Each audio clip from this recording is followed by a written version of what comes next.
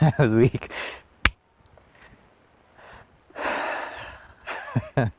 Alrighty.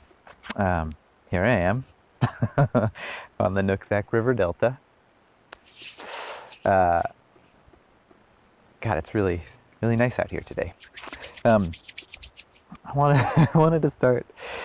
Sorry for I keep laughing. It's just still so weird to be talking to a camera. I'll get over I'll get over it, I'm sure. I wanted to start by talking a little bit about the desert. So,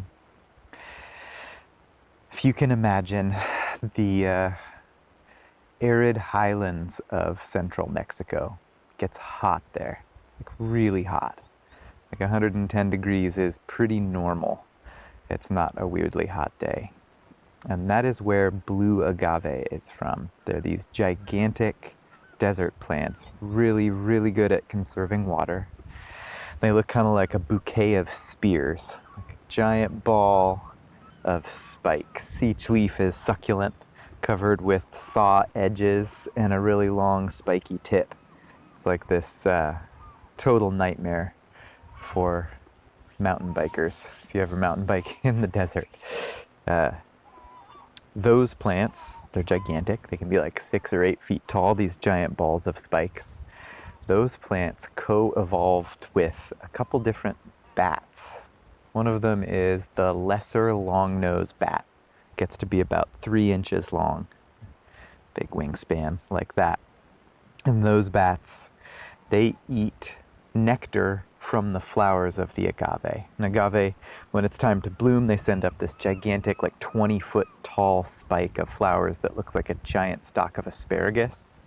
And then the top opens up at night into these giant bell-shaped flowers that smell like rotting fruit, which attracts the bats. Bats drink the sugary nectar, they eat the pollen, which is really rich in protein, and they fly from flower to flower, agave to agave, and they spread that pollen. And inside the pollen is the plant's sperm. So that's how the plants mate. They're assisted by the bats, the pollinators. So without the bats, agave cannot have sex. Agave, like lots of plants, can grow underground roots and pop up and make another plant that way, but it's a clone of the parent. And that is how they grow agave fields, which they use to make tequila.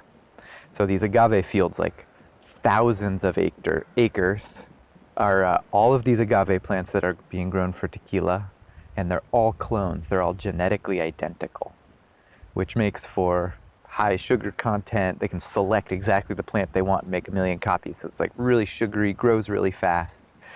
But when everything is genetically identical like that, it's really susceptible to disease. And that happened in the 90s, and it's always a possibility, but a fungus got into the agave fields and just wiped it out. So there was a huge tequila shortage in the 90s because of this kind of agriculture and because bats were excluded from the process. So here we have a problem, a farming problem, an agave farming problem that results in tequila shortages. And this I want to get to what John was talking about with scale, how we deal with a problem like that. In the 90s, the way they dealt with it is at the population level. A population of agave was just one field of agave. When fungus came in, they hit it hard with fungicide, chemicals, pesticides, just like hammered it to stop that infection. That doesn't solve the problem. That's approaching the problem at the wrong scale. The way to solve it is to let some of those agave every year bloom, get pollinated by bats. I guess this is my symbol for bats. And then generate genetic diversity in those agave fields. So bringing those fields back into the ecosystem, treating it at the ecosystem scale, that is a real solution. And there's there's efforts right now to do exactly that. There's certified bat safe tequila, I think is what it is, that you can buy, that is integrated now with bat populations. So the bats come in, pollinate the heck out of these agave fields, and they plant the seeds of the agave for next year instead of clones. Good for bats, good for tequila manufacturers, good for agave farmers. That's my bat story.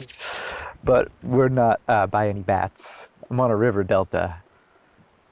This is exactly what John was talking about with the Mississippi River, but on a smaller scale. So the Mississippi, you saw the slides, it drains like 40% of the United States and a little bit of Canada. It's an insanely large watershed. And everywhere that rain falls within that watershed, it's picking up sediments from the ground, like silts, clays, dust, everything that gets washed into the river, soil, and that all spews out into the Gulf of Mexico. If it's shallow where it spews out on that continental shelf, it builds land because it can sink to the bottom and build up to the surface. But like John said, it has built land all the way out that crazy delta extension, and now it's spewing out and sinking into the Gulf of Mexico where it's deep. Our local river, the Nooksack, right over there, it's much smaller watershed, but a lot of rain falls in the Nooksack River watershed. And same thing, on the steep slopes of our mountains, throughout the watershed, farmlands everywhere, where rain falls and where water flows on the surface, it pulls sediments into the river, and those sediments flow down the Nooksack and get spewed out into Bellingham Bay. It's making land. We have new land forming in Bellingham Bay. At high tide, this is all covered with ocean. So actually a mix between salty ocean water and fresh water from the Nooksack, so it's not as salty as the actual ocean water. And at low tide, it's low tide right now, I can walk out here in my boots and take a look at this sediment. I just wanted to show you what the sediment looks like. Like here, we're talking about sediment all the time. Here's some sediment. Check this out.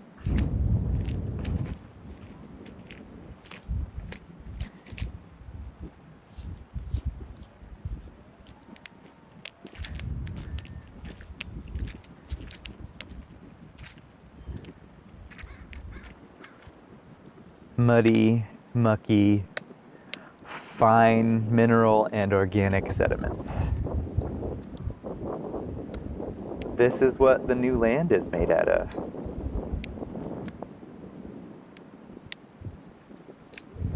Whoa. All right, that's it. Bye.